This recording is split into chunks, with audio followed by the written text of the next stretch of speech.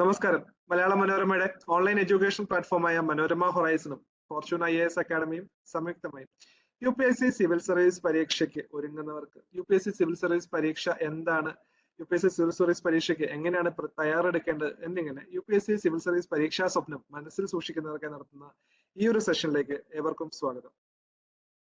ഇന്ന് നമ്മളോടൊപ്പം ഉള്ളത് ഏറ്റവും പുതിയ UPSC സിവിൽ സർവീസ് പരീക്ഷ റിസൾട്ടില് ഇന്റർവ്യൂവിലെ ടോപ്പറും ഒപ്പം തന്റെ ജോലിക്ക് ഒപ്പം തന്നെ UPSC സിവിൽ സർവീസ് പരീക്ഷയ്ക്ക് തയ്യാറെടുത്ത് 100ാമത്തെ റാങ്ക് നേടി മലയാളികൾക്ക് ഏവർക്കും അഭിമാനവുമായ ശ്രീ കിരൺ P ബാബു ആണ്. ഏറ്റവും സ്നേഹത്തോടെ തന്നെ ശ്രീ കിരൺ P ബാബുവിനെ നമ്മളുടെ ഈ ഒരു സെഷനിലേക്ക് സ്വാഗതം ചെയ്യുന്നു. സ്വാഗതം sir. Thank you so much Sebin. ഒപ്പം നമ്മളുടെ ഈ ഒരു സെഷൻ അറ്റൻഡ് ചെയ്യാനായി നമ്മുടെ പ്ലാറ്റ്ഫോമിൽ എത്തിയ നിങ്ങൾ ഓരോരുത്തരെയും ഈ ഒരു സെഷനിലേക്ക് സ്വാഗതം ചെയ്യുന്നു. നിങ്ങൾക്ക് നിങ്ങളുടെ സംശയങ്ങൾ, UPSC സിവിൽ സർവീസ് പരീക്ഷാ സംബന്ധമായ സംശയങ്ങൾ ചാറ്റ് രൂപത്തിൽ ചോദിക്കാവുന്നതാണ്. അതിൽ നിന്നും തിരഞ്ഞെടുക്കപ്പെടുന്ന ചോദ്യങ്ങൾക്ക് സമയത്തിന്റെ ലഭ്യത അനുസരിച്ച് നമ്മൾ മറുപടികൾ നൽകുന്നതുമായിരിക്കും. ഏവർക്കും ഏറ്റവും വിജ്ഞാനപ്രദമായ ഒരു സമയം ആശംസിക്കുന്നു. സാർ, നമുക്ക് ആരംഭിക്കാം. സാർ, എല്ലാവർക്കും നമസ്കാരം. സോ ഞാനിന്ന് എൻ്റെ സിവിൽ സർവീസ് ജേണിയും ഒപ്പം വേറെ അതുമായി ബന്ധപ്പെട്ട കുറച്ച് കാര്യങ്ങൾ സംസാരിക്കാനാണ് വന്നേക്കുന്നത്.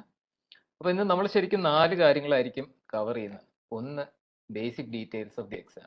ഈ പരീക്ഷയുടെ വളരെ ബേസിക് ആയിട്ടുള്ള കാര്യങ്ങൾ നമ്മൾ സംസാരിക്കും. അത് കഴിഞ്ഞ് എൻ്റെ UPSC ജേണി, ഞാൻ 5 പ്രാവശ്യം ഈ പരീക്ഷ എഴുതി എൻ്റെ അവസാനത്തെ ചാൻസിലാണ് ഞാൻ ഈ പരീക്ഷ ക്ലിയർ ചെയ്യുന്നത്. അപ്പൊ എൻ്റെ ഈ 5 പ്രാവശ്യം ഞാൻ ഈ പരീക്ഷ എഴുതിയതിൽ നിന്നും ഞാൻ പഠിച്ച പാഠങ്ങൾ അല്ലെ എൻ്റെ ഫെയിലിയേഴ്സ് ഒക്കെ ആയിരിക്കും ഞാൻ അതിൽ ഷെയർ ചെയ്യുക. അതുകൂടാതെ എൻ്റെ പ്രിപ്പറേഷൻ സ്ട്രാറ്റജി എങ്ങനെയായിരുന്നു, കാരണം ഞാൻ ജോലി ചെയ്തുകൊണ്ടാണ് ഫുൾ ടൈം പ്രിപ്പയർ ചെയ്തിരുന്നത്. ഈ 5 പ്രാവശ്യം എഴുതുമ്പോഴും ഞാൻ വേൾഡിലെ സെക്കൻഡ് ലാർജസ്റ്റ് സോഫ്റ്റ്വെയർ കമ്പനിയിൽ സോഫ്റ്റ്വെയർ ഡെവലപ്പറായി വർക്ക് ചെയ്യായിരുന്നു. ഞാൻ ലീവും എടുത്തിട്ടില്ല.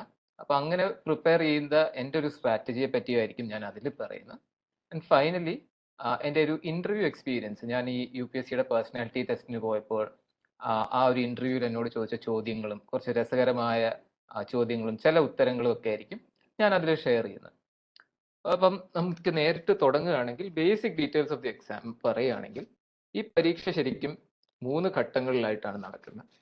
പ്രിലിംസ് പരീക്ഷയുണ്ട്, മെയിൻസ് പരീക്ഷയുണ്ട്, അത് കഴിഞ്ഞൊരു പേഴ്സണാലിറ്റി ടെസ്റ്റ് ഉണ്ട്. അപ്പം നമ്പേഴ്സിന്റെ ടേംസിൽ നമ്മൾ സംസാരിക്കുകയാണെങ്കിൽ 10 ലക്ഷം ആളുകൾ ഈ പരീക്ഷയ്ക്ക് അപ്ലൈ ചെയ്യും. ഈ 10 ലക്ഷം ആളുകളിൽ നിന്നും പ്രിലിംസിലൂടെ കയറി വരുന്നത് ഏകദേശം 10,000 ആളുകളായിരിക്കും.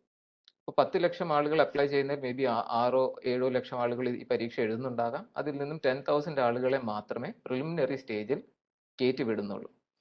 അത് കഴിഞ്ഞ് മെയിൻസ് പരീക്ഷ വരുന്നു. അവിടെ ഏകദേശം ഈ 10,000 2,000 കുറയുന്നു. 2,000 ആളുകൾ മാത്രമേ മെയിൻസ് പരീക്ഷയിലൂടെ കയറി ചെന്ന് പേഴ്സണാലിറ്റി ടെസ്റ്റിൽ എത്തുന്നുള്ളൂ. ഈ പേഴ്സണാലിറ്റി ടെസ്റ്റിൽ നിന്നും നമ്മൾ 1000 പേരൊക്കെയാണ് ലിസ്റ്റിൽ എത്തിപ്പെടുന്നത്. അപ്പം ഇതാണ് ഇതിൻ്റെ ഒരു പ്രോഗ്രഷൻ നമ്പേഴ്സിലൂടെ. ഈ ഓരോ സ്റ്റേജിനെ പറ്റി സംസാരിക്കുകയാണെങ്കിൽ, പ്രിലിമിനറി പരീക്ഷയിൽ 2 സ്റ്റേജസ് ആണുള്ളത്, 2 പേപ്പറാണുള്ളത് ശരിക്കും. ഒന്ന് ജനറൽ സ്റ്റഡീസിന്റെ പേപ്പറാണ്, 100 ക്വസ്റ്റ്യൻ ഉണ്ട്. അടുത്ത് CSATന്റെ പേപ്പറാണ്. CSAT എന്ന് പറഞ്ഞാൽ നിങ്ങളുടെ ആപ്റ്റിറ്റ്യൂഡിനെ ചെക്ക് ചെയ്യുന്ന ഒരു പേപ്പറാണ്. അതിൽ സിമ്പിൾ മാത്തമാറ്റിക്കൽ പ്രോബ്ലംസും കുറച്ച് ഇംഗ്ലീഷും ഉണ്ട്. So Sebin, I see a lot of people saying they can't understand Malayalam. So do you want me to switch to English? I think, sir, can you please explain the thing? Maybe in English, sir. I think. Sure, so. I'll do that. Okay. Maybe questions വരുമ്പോൾ നമുക്ക് മലയാളത്തിലും കൂടെ എടുക്കാം sir, കാരണം questions ആൾക്കാർ ചോദിച്ചിട്ടുണ്ട് മലയാളികൾ. Definitely we can do both ways. So I'll explain everything in English first and then we'll take up the questions. If they come in Malayalam, we'll talk in Malayalam. Okay. Thank you, sir. Okay, sure. So sorry guys, I did not know that there are people who did not follow Malayalam, so sorry about that. So I'll just go over it once again. So I'll be sharing my UPSC journey here today. I'll be sharing details about basics of the exam, my journey, my preparation strategy, and my interview experience. So I was just detailing out the basics of the exam here. So we have a preliminary, mains, and a personality test. The preliminary stage is a multiple choice question paper where you have 2 papers, the general studies paper and also the CSAT paper. In the general studies paper, you get questions from history, geography, polity. Polity means your constitution, and then economics and many other areas. And in the CSAT, you'll get questions based on simple mathematical problems and also English, which is basically comprehension and related aspects. So CSAT is basically of qualifying nature. You just have to get a minimum mark in the CSAT paper. And the general studies is basically the exam which has a cutoff mark based on which you will advance to the main stage. So the preliminary exam, according to me, is the most important stage in your civil services examination, because 10 lakh people apply for this exam, maybe 6 to 7 lakh people write the exam, and only 10,000 make it through to the mains. So the majority of the filtering that happens in the civil service examination happens in the preliminary stage. And I personally have seen a lot of toppers who have struggled in the preliminary stage. So always take your preliminary examination really seriously. Then we have the main stage. So it composes of descriptive examinations. So you have a compulsory Indian language, which in my case was Malayalam, and you also have English. These two papers are just qualifying nature, so you just have to get a minimum mark in both of these papers. Besides that, you have an essay paper where you have to write 2 essays. Then general studies 1, 2, 3, 4, where general studies 4 is actually an ethics-based paper which asks you about ethics and different case studies where they put you in different situations as a magistrate or in different dilemmas where they want to test your thought process. And besides that, you also have to write 2 optional papers. The optional papers demand knowledge from your side, which is at a level equivalent to a degree level. So in my case, I took public administration as my optional, and so I wrote public administration paper 1 and 2. So in total, we have around 4 general studies paper, 2 optional papers, and an essay paper, which adds to your written marks. The English and the compulsory Indian language papers are just of qualifying nature. And finally, you have the UPSC personality test, which is famously called the interview. So there, the interview marks are then finally added on to your written marks, and finally the list is published. So one thing I would just like to call out here is the UPSC personality test happens for 275 marks, while all the other general studies, optional, and the essay papers have a total of 250 marks each. Okay, so this is the basic details of the examination. I'm not going to go into the age criteria or how many attempts you can make and those kind of things. You can read the notification for yourself and see those kind of details. They are there in the notification. So next we'll move on to the my second part, which is my civil service journey. So I was not a person who had thoughts of becoming a civil servant right from my school days. And I initially thought civil services was not a good fit for me also, or maybe I could not crack this exam, because the kind of people who are making it through in this exam were people of high intellectual capability. So I thought maybe this is not for me, I'll not make it through the exam. But after doing my engineering and after working in an organization in the software and IT industry for a couple of years, I understood that this is doable. This exam is something that I could do. And I also understood the gravity of the situation of how a job in the civil services could give you opportunity to work for the society, to stay connected with people, to make positive change in the society. So those were the things that made me pivot and give a shot at this examination and a career in this civil services. So I started off late, actually. I started off late. I started off after working for 4 to 5 years in the corporate world after doing my engineering. So that I consider as a late stage. So initially I had a thought of giving the exam in 2017. So my first attempt happened to be in 2017. I did not prepare while giving that attempt. I think that was a very big mistake that I did that year. You should never give an attempt at this examination without preparation.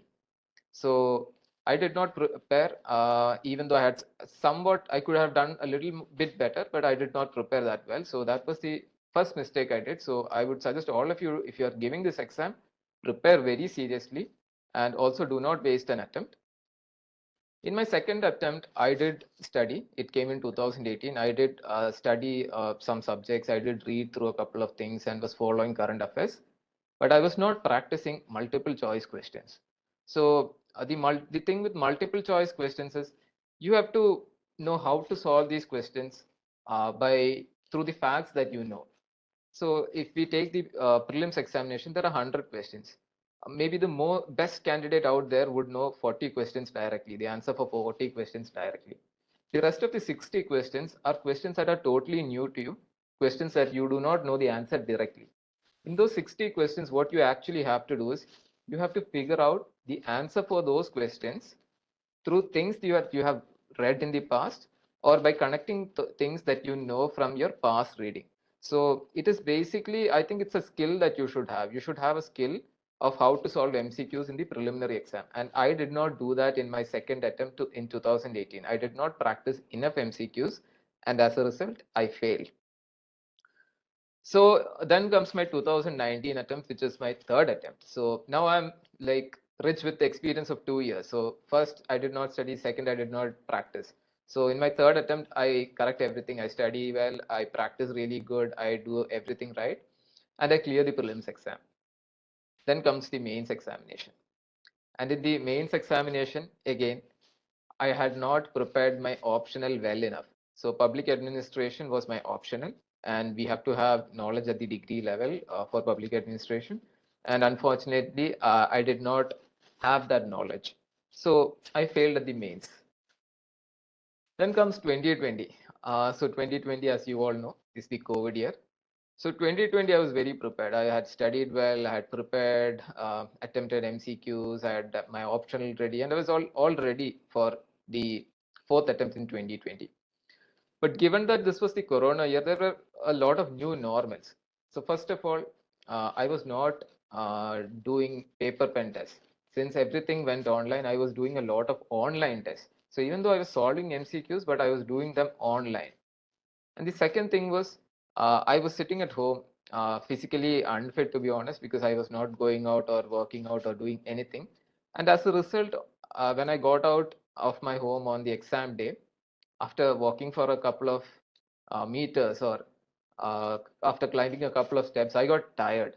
So at the exam hall, I think I was tired, and I was also having difficulties breathing through a mask for the 2 hours in the exam. So that ultimately led to me not giving my best in the exam, and as a result, I failed in my fourth attempt in 2020.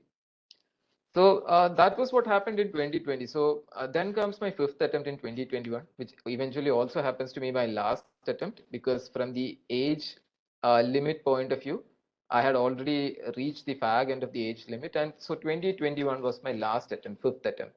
Ideally, you can have 6 attempts, but for me, since because of the age restriction, 2021, the fifth attempt was my last attempt. So this year, what I did was I did maximum exam simulation. So even if I was taking an online test series, I would print out those questions and practice those exams at home using a paper pen model.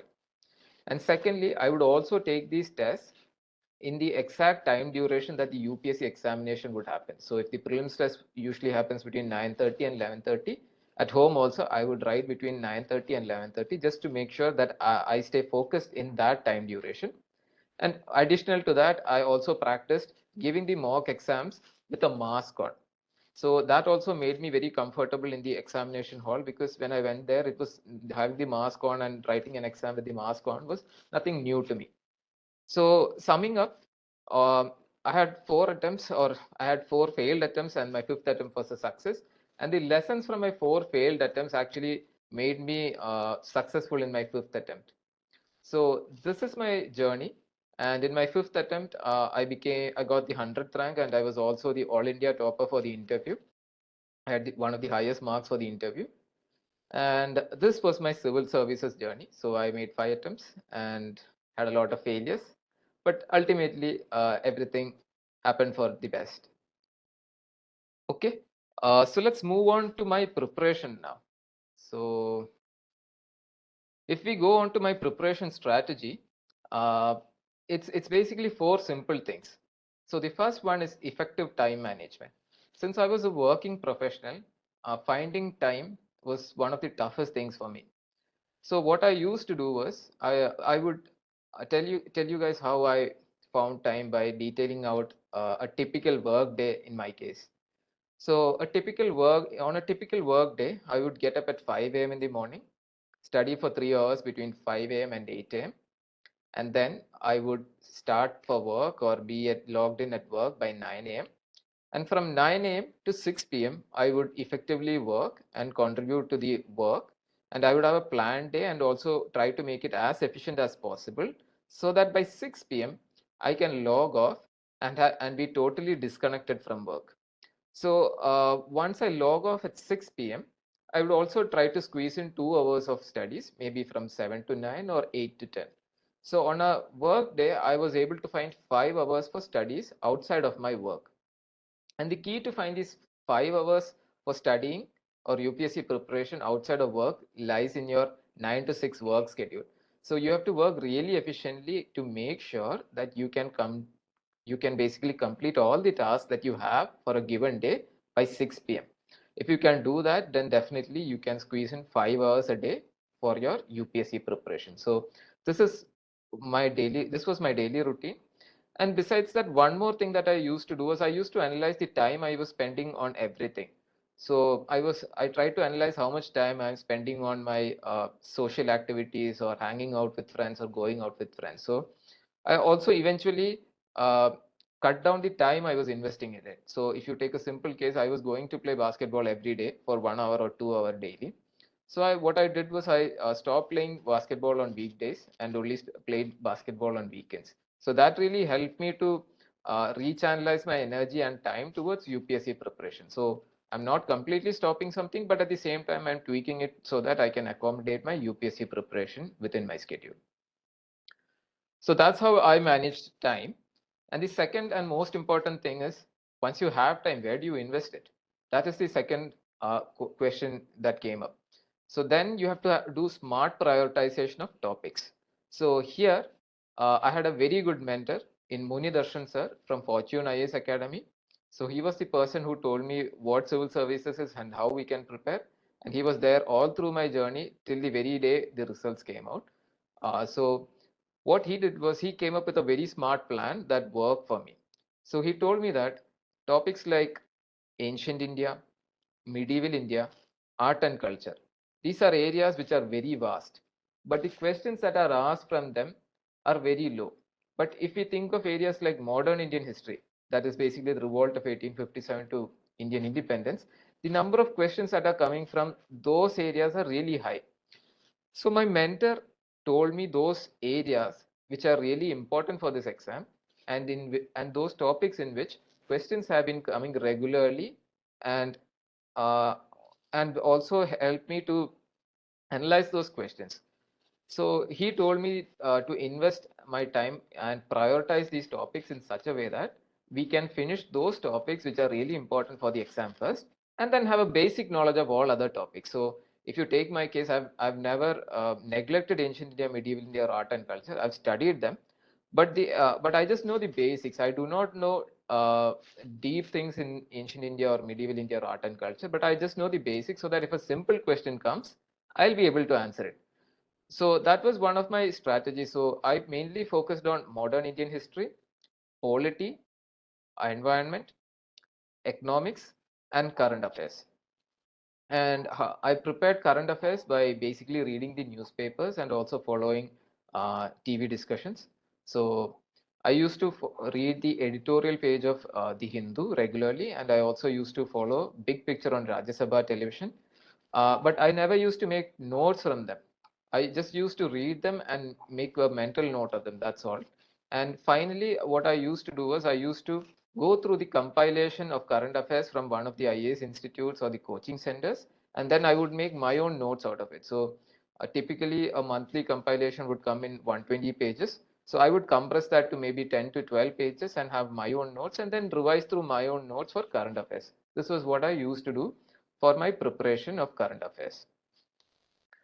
The third thing that I used to do was practice and exam simulation. I think we touch based upon that in the previous slide. So I used to practice maximum. So for the prelims, I tried to crack maximum multiple choice questions. And for the mains, I also tried to write maximum general studies answer papers as well as my optional public administration answer sheets. And I also made sure that I was doing them exactly as in the exam scenario. So I was not writing 1 hour exams or 2 hour exam.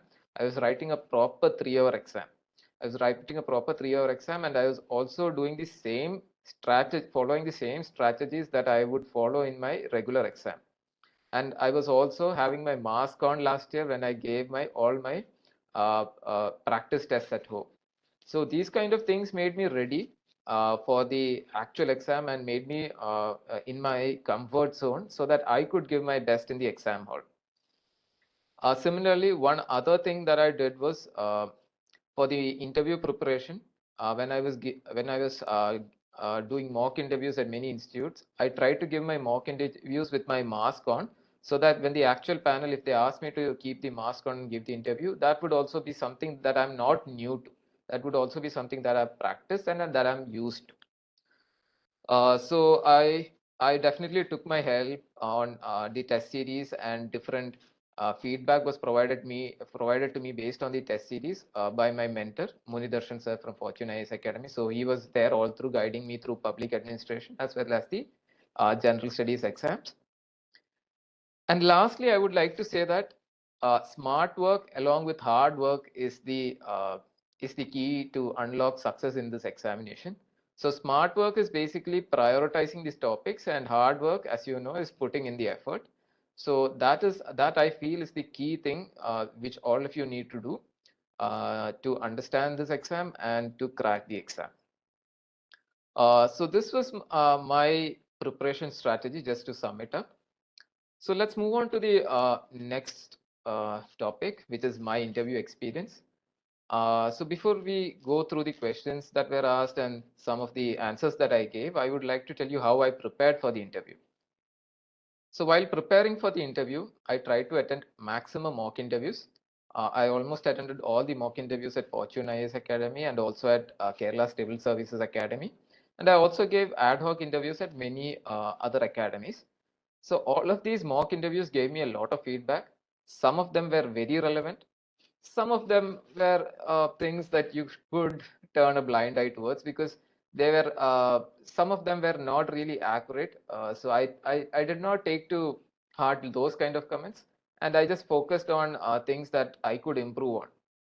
So, and besides that, what I did for the interview preparation was I also had a very lengthy discussion with Imtiaz from Fortune IAS Academy. So Imtiaz was a long-time friend of mine. We used to work together.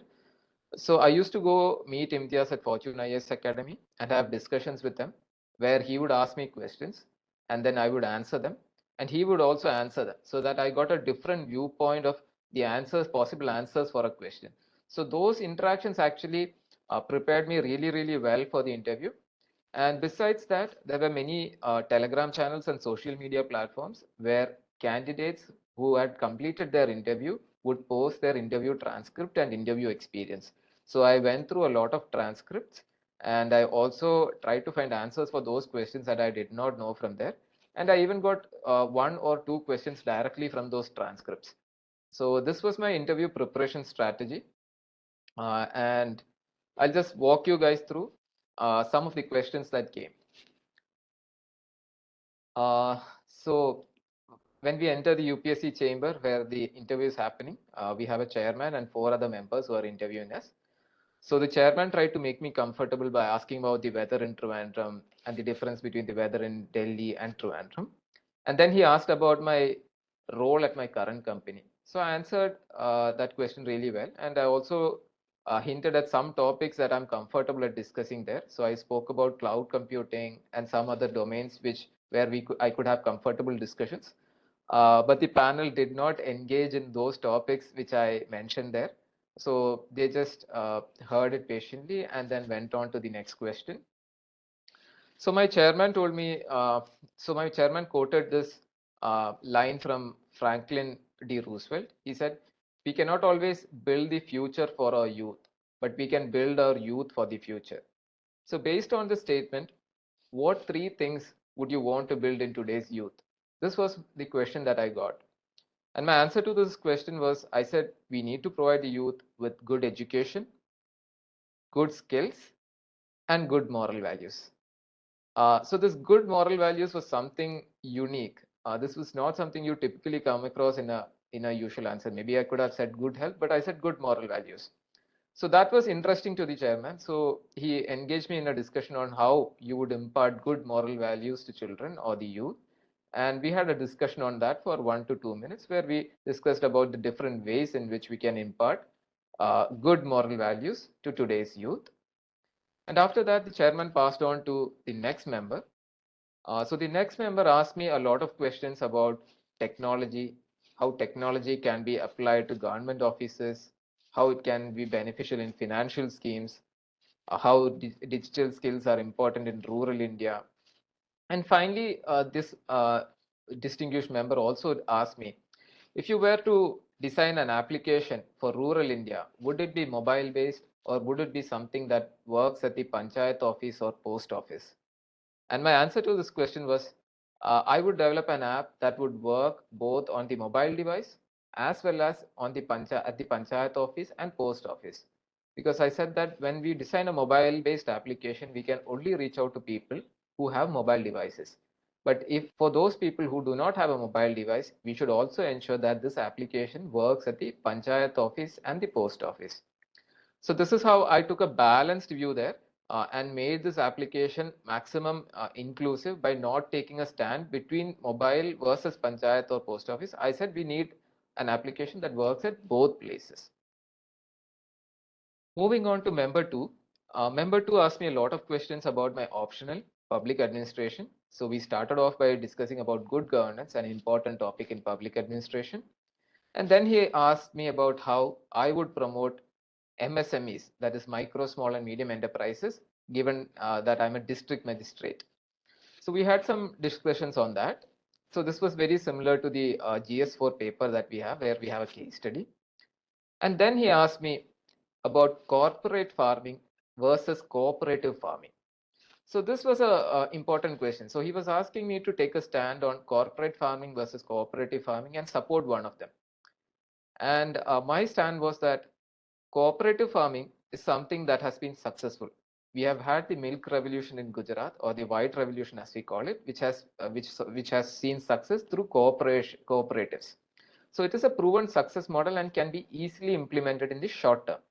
But corporate farming definitely has its own advantages. So technology can be brought in through the corporates. It can bring in assured income for the farmers and many more advantages. So I said, even though if we go for cooperative farming in the short term, in the long term, we should bring in corporate farming. And this is how I try to balance out this question by not turning down one of the options, but supporting both the options, recognizing their true merit, and at the same time also recognizing the demerits that these two options have. So this is how I remained balanced during the interview. This was something that was told to me by one of my friends who's a big time topper of the exam. He told me to take a balanced view on things, and he also told me to stay positive and also be affirmative towards new changes. So he explicitly told me to always be positive to new ideas and open to new ideas. And this really helped me in my next question. So my next question was a question out of the blue. So the question was, can startups be possible in public administration, was my question. So if we think on a conventional line, we always hear about startups in the technology field. We do not specifically hear about startups in public administration. But I said yes, they are definitely possible in public administration, thinking that we should always be open to new ideas. But once I said yes, I was able to connect the thought of startups with a lot of things that private players are doing in public administration. And from there, we had a discussion about how some of the police functions like passport verification, which we have, can be outsourced to such startups in public administration. And thus, the police can be freed up for more important functions. So this was a conventional. This was actually a non-conventional question, to be honest, because I had personally not read up on startups in public administration. So in the interview, I had to connect the dots between startups and public administration, and at the same time, I also had to have an open mind where I accepted new ideas and made and connect dots so that I could answer this question. And once we were done with discussing about startups in public administration, the next question came, which was, what is yellow journalism? And I said I did not know, because I was not able to connect yellow journalism with the Manjapatram we have in Malayalam. So I was not able to connect yellow journalism with the Malayalam term that we have, which we hear very often. So then I told my interviewer that, sorry, I do not know what yellow journalism is. And then he asked me whether you know about paid journalism. Okay, then I understood that yellow journalism is same as paid journalism, and I kind of answered it to the best of my knowledge. And that was all for member 2. We had a very interesting discussion, some very good questions about corporate and cooperative farming, as well as startups in public administration. And after that, we moved on to member 3. So one of my hobbies that I mentioned before going for the interview in the detailed application form was watching football. So I got questions about offside, penalty, and dimensions of a football ground. So dimensions of a football ground is yet another interesting question, because it's a very simple question. I had read on the dimensions of the football ground, but I was not able to answer that question. I was not able to recollect the exact dimension of the football ground during the interview. And hence I told my interviewer that at this moment, I am not able to recollect the exact figure or the length of the football ground. But the interviewer was okay. He moved on to the next question. He asked me about IMF and World Bank and difference between IMF and World Bank. These two questions were two questions that I got after reading through a lot of transcripts from candidates who had taken the interview before me. So these two are the questions which I got directly from the transcripts. And besides that, I also had questions about the Sri Lankan crisis and how China is a player there, and those kind of usual international relations related questions which I was prepared for. And finally, coming to member 4. So member 4 actually made me gave me analytical questions and made me analyze things on the spot there. So he started off by saying that I had worked at a European company and an American company.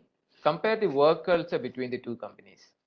So I compared the work culture between these two companies, and I gave my comparison on them. I spoke about the merits and demerits about both the work cultures. Then he asked me which is the better one. I said both have their advantages and disadvantages, and we need to effectively combine both and have a hybrid system which works in the best interest of whatever we are doing. Then this honorable member tried to superimpose the analysis that I had done or the work culture that I just spoke about and superimpose it on government.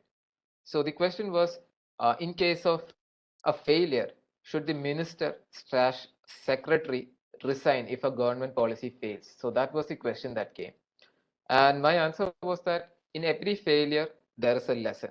So if the person who is heading the policy or the mission fails, it is okay if he has learned the lesson, because if he has learned the lesson, he will not repeat it the next time and make sure that the same failure does not happen the next time. So he's richer with the experience of this failure.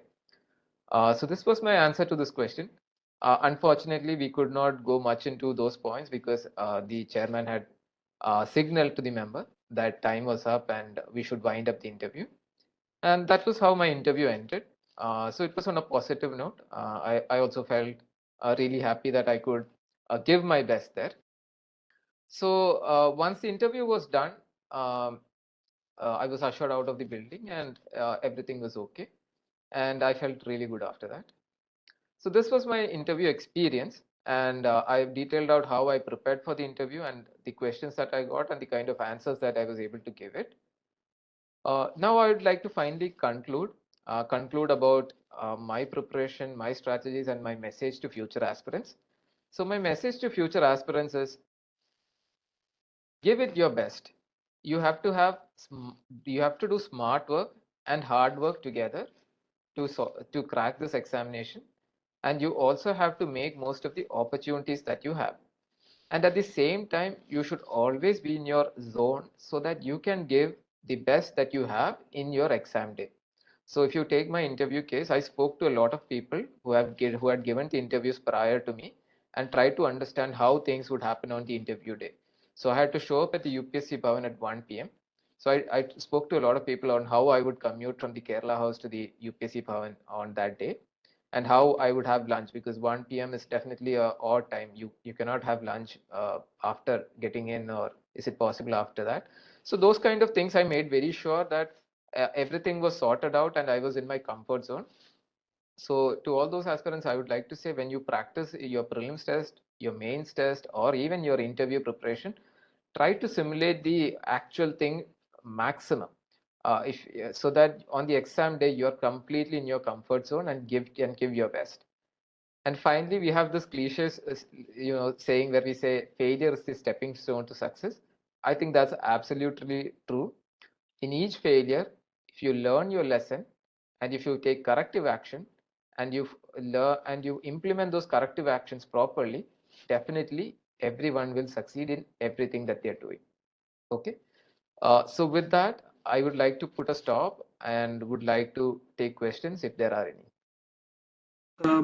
Sir, I think we got so many questions in the Okay. chat. Okay. So how do you want to do this? Should I pick some questions or do you want to curate some questions and then I'll answer I will them? curate some questions, sir. Then Sure, we can do that. in between, if you notice any peculiar question, then you can definitely answer those questions. Okay, let me also go through the chat then.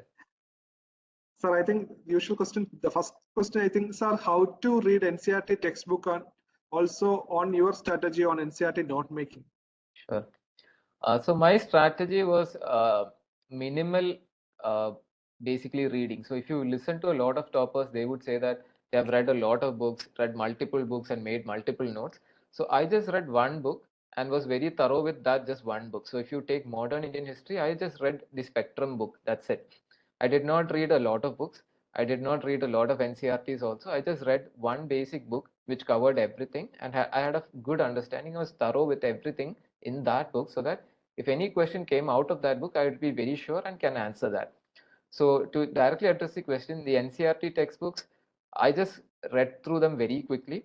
I did not make notes on the NCRTs. I just used very standard books like Lakshmikant, Spectrum, and then in economics also I had a very small book that I was using, and then for environment and ecology I used the Shankar IAS book. So this was what I did. I kept my preparation material minimum, and I did not exhaustively read through the NCRTs a lot of times. So from my preparation strategy point of view, NCRTs were just something that I did for basic reading, that's all. Sir, did you start writing mains answers from the start of your preparation or after reading the NCRT? And which are the basic reference books for the preparation? So I did not start writing the mains answer papers immediately when I started preparing, because for me time was a constraint. So since prelims was the first hurdle in front of me, I focused completely on prelims initially. And it was only once I cleared the prelims that I started writing answers for the mains examination. But another thing was I was more comfortable writing a descriptive answer paper than an objective question paper. So in that case, I felt that I'm more comfortable doing a descriptive answer paper. So that is one of the reasons why I delayed my answer writing until I qualified the prelims examination. So my advice to candidates is, if you are comfortable writing a descriptive paper and have done well in your board exams in 10th or 12th or in your degree stages, okay, it is fine. You could manage it during the time between prelims and mains. But if you are somebody who's not a descriptive examination person, you should practice that prior to your prelims as well. And regarding the books, actually, I think there are many compilations online. So I used minimal resources. So if you take the case of public administration, I used notes from Munidarshan sir's classes, as well as Radha Binod Aribam's public administration books. That's it. So just the notes and this textbook. And as I detailed out, I just studied history from Spectrum, polity from Lakshmikant. Economics, I forgot the book. I had a very small book. I just read the basics from that. And besides that, environment, I followed Shankar IAS. And ancient India, medieval India, art and culture, and geography, I followed the NCRTs. I did a basic reading of that. And for current affairs, I used to look at the monthly compilation of some institute, and I would make short notes of that. So current affairs, that was my strategy. Sir, is there in how to stay motivated throughout the exam preparation? I think. Okay. So the motivation has to come from intrinsic things that you have, or something. First of all, we should all be clear on why we want to do this exam, because the process is really tiring. If you do not make it through in one prelims, you have to wait 1 year for the next prelims. So you have to have a strong passion for the civil service and a strong determination and perseverance. These are two qualities that are highly required in a civil services aspirant. So how to stay motivated is you have to be very clear about the reason why you want to join the service, and that in itself will be the sole motivator for you to continue in this journey. In my case, every time I failed, I knew I had something that I wanted, that I could fix in my next attempt, and so my internal motivation was never questioned or was not doubted. So my internal motivation stayed true because I knew that I could fix something in my next attempt and had a better chance of moving towards my the goal or the internal motivating factor that I had. So I think the internal motivation is the most important thing here, and that is the only thing that will pull you through all the tough phases. And definitely analysis of your failures is also another important thing that will provide you with reasons and courage as to why to continue pursuing this dream of yours. Sir, I am going through my preparation now, but I am taking too much time to go through the current affairs. International affairs are the most worst topic for me. What to do, sir? This is creating too tension that I am not even able to focus on static portion. What to do, sir? And also, sir, I just add on another question is from Sure. Dr. Shankar. His question Sure. is: I am pursuing my PG in medicine. Okay. College from 8 to 4, 6 days a week. How many hours should I devote daily for the preparation? Okay. So maybe I'll take up doctor's question first. So every aspirant is different. Every person has their own strengths and their own weakness. So first of all, every aspirant should do a self-analysis where they get to understand what they can do and what they cannot do. And once every aspirant knows that, they can come up with smart strategies to overcome their weakness. So if you ask me, my weakness was history and geography because I was bad at remembering names. So if you ask me the tributaries of different rivers, I do not know because I was bad at memorizing names. So what I did was I tried to come up with some acronym or some funny definition or some funny keywords which could help me remember these things. So for each aspirant, they have to come up with their own strategy. And similarly, for each aspirant, the time that they have to devote in a single day would be different. So somebody who has a better attention span and has a better intellectual capability than me could maybe read through the same material that I cover in 5 hours in 3 hours. So for the doctor, I would say, doctor, do what's best for you. I think you should try to figure out what you can do in a day and have a plan for the long term so that by the time that you are 2 months before the prelims, you have completed all the portions and their revisions and have complete time to devote for revision of your test papers and your notes that you have made. So depending on that, maybe allot 5 to 6 hours depending on your schedule for studies, I would say, doctor. Now coming to the second question, I think that was from Fatima. I'm taking too much time to go through the current affairs. International affairs are the worst topic for me. What to do, sir? This is creating too tension that I am not even able to focus on static portion. So in my case, what I was doing was when I was preparing current affairs, I would read the newspaper daily. And I would also watch discussions and debates on the news which are relevant to the examination. So if you take a look at the news and the discussions that are happening, maybe some of them are not relevant to the examination. If you take political debates, they are not really relevant to the examination. So we have to cut short on those kind of articles and debates, and at the same time focus on very quality material that comes with respect to the economy or with respect to the environment and similar topics which are relevant to the examination. And what I used to do was I used to read the editorial because most of the editorials would have a good analysis of this topic, and I would just read through them. That is it. Finally, when the compilation of an institute comes, I would make short notes of them where a 120-page compilation of an institute would be compressed into a 10-page note. So this was how I prepared my current affairs. Current affairs is definitely important, and a lot of questions are coming from current affairs of late in the UPSC examination.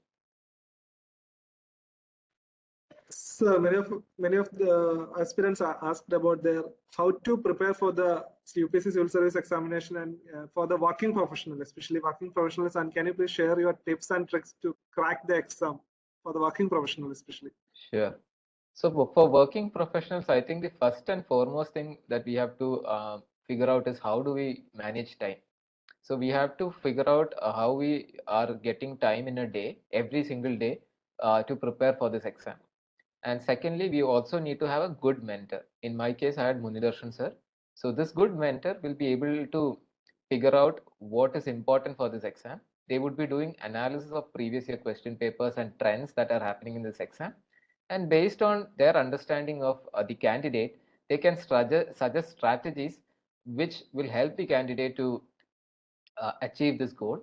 And in my case, Munidarshan sir actually made plans and strategies. He said that, Kiran, this will not be a 1 year thing. It will take a couple of years, but you'll eventually reach there. And these are the things that you have to do. And my job was simply to execute the strategies that he was telling me. And I could do that in a lot of cases with a lot of conviction. But definitely at some cases, I did make mistakes. And that was why I had some failed attempts. So I would urge all working professionals to first manage your time effectively. Second, get the guidance of a mentor who will help you to work smart. So once you have time, you can work hard. And once you have a mentor, you can work smart. And both of these together will help you achieve your dream. Sir, you have mentioned prelims as an important stage where the majority filters out happens. Can you please suggest some important topics or the eliminating options method in order to clear the stage? And also another question is that did you cover all the topics, means all the topics in the syllabus? Okay. So first I'll answer whether I covered all the topics in the syllabus. No. So I don't think there is a stage where you can cover all the topics in the syllabus, because the syllabus is pretty much very vast. You could be asked anything under the sun. So the syllabus is too vast and too vague, and there is uh, I don't think any candidate covers the syllabus. Maybe at the best you can cover some standard material that you have. That is the best that you can do. So in my case, I have not covered the syllabus. And the second thing, with respect to the prelims, my tips would be something that I practiced and which I found really effective. So after writing a prelims test series or after taking a prelims test, what I used to do was I used to do an analysis of all the questions that I attempted in that exam or did not attempt in that exam. So fundamentally, if I attempted a question and if it was correct, I would try to understand why I got that answer correct by looking at the answer key. Sometimes based on a wrong assumption, maybe I got that question correct. So in that case, I would correct my wrong assumption and read the right facts and get my facts straight. And in case if I got the question wrong, I would try to understand why I got the question wrong. What made me think on the wrong lines? Is there some fact that I should know which I had not studied, if I had, which would have helped me get the question correct? So this was what I used to do in questions that I got correct and questions that I got wrong.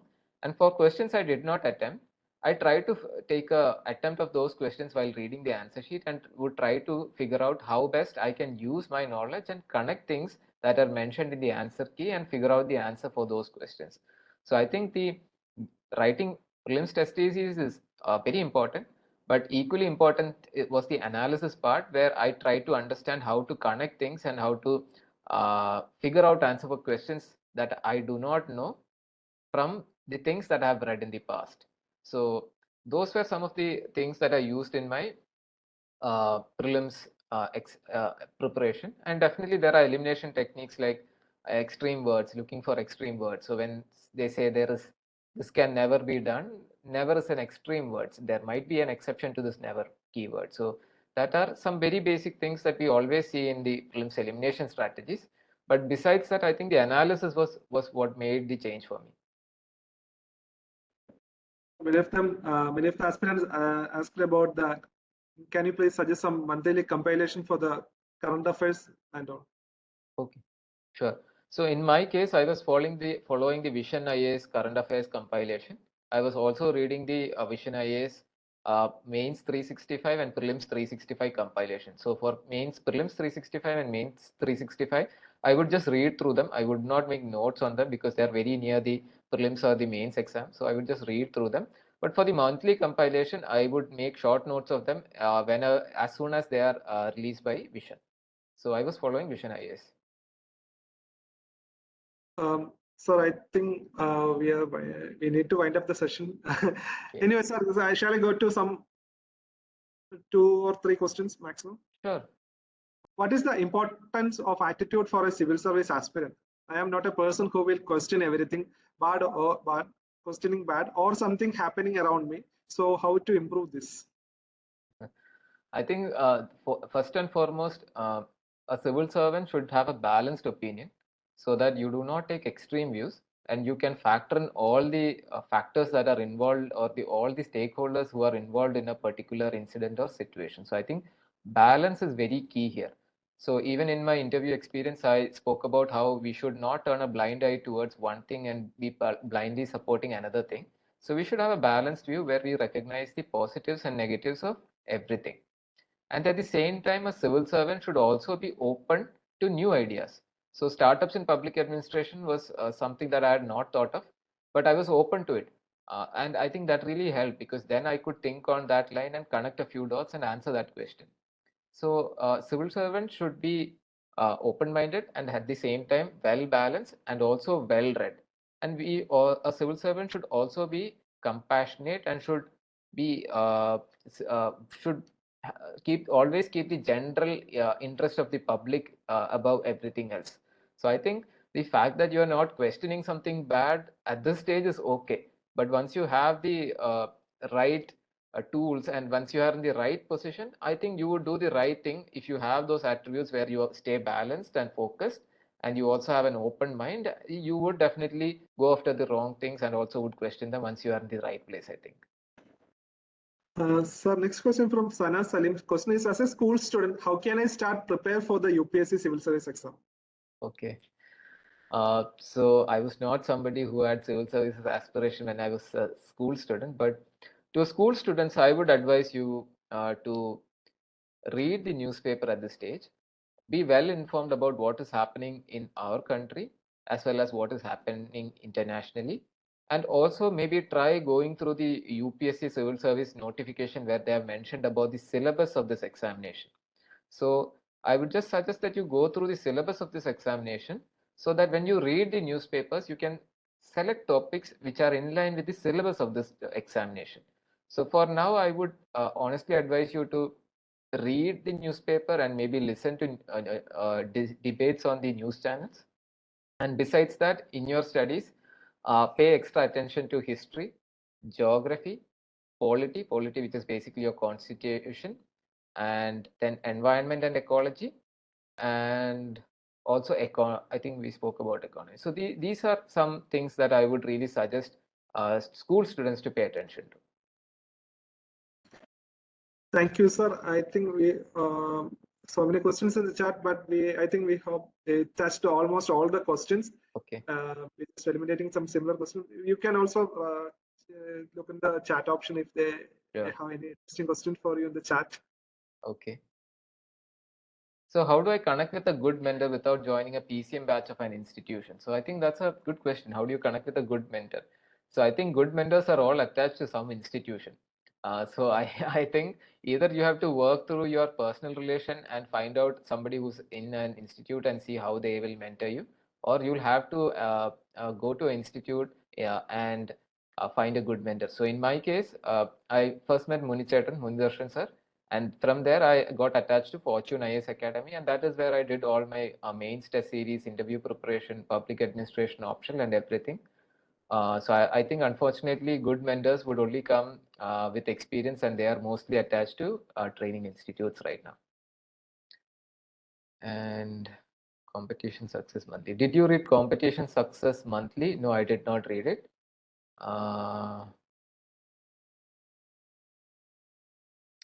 Without any specific coaching and mentorship, is it possible to crack out the exam by self-study?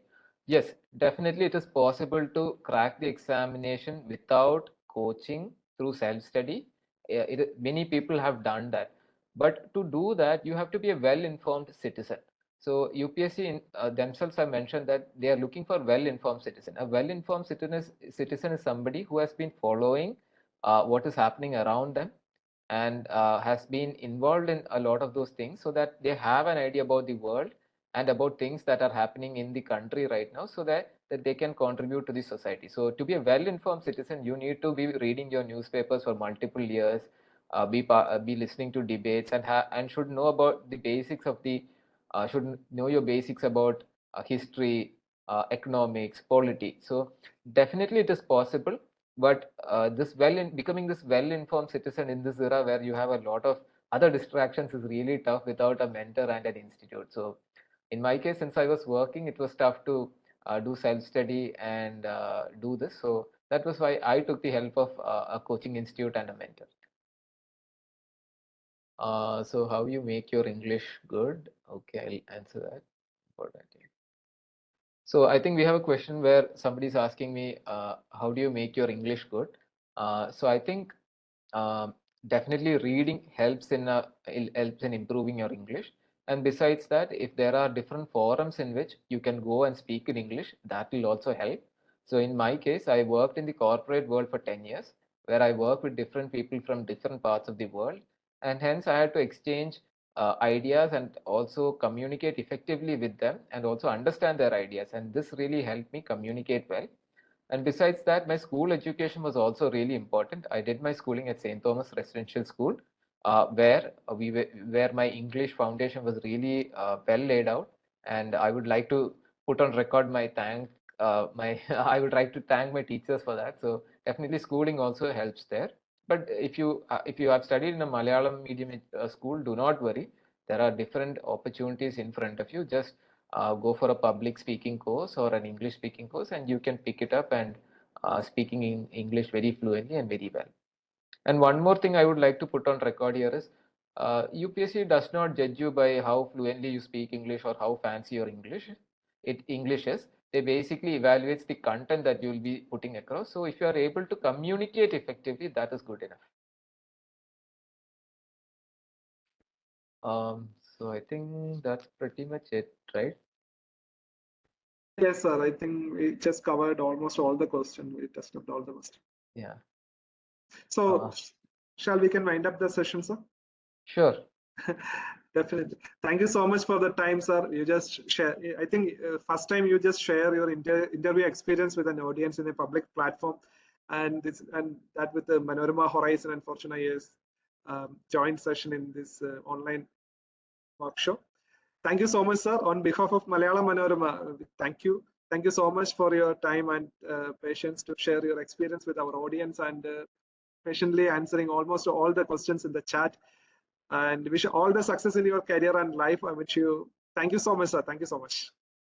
Thank you so much, Sevin, for being a wonderful host. And I would also like to compliment you guys and acknowledge the great work that you're doing.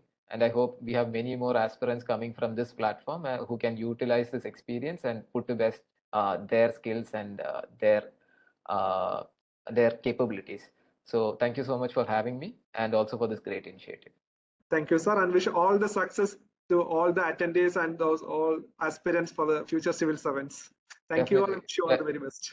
Best wishes to all the aspirants and everybody who joined. Thank you. Thank you, sir. Thank you so much. Thank you.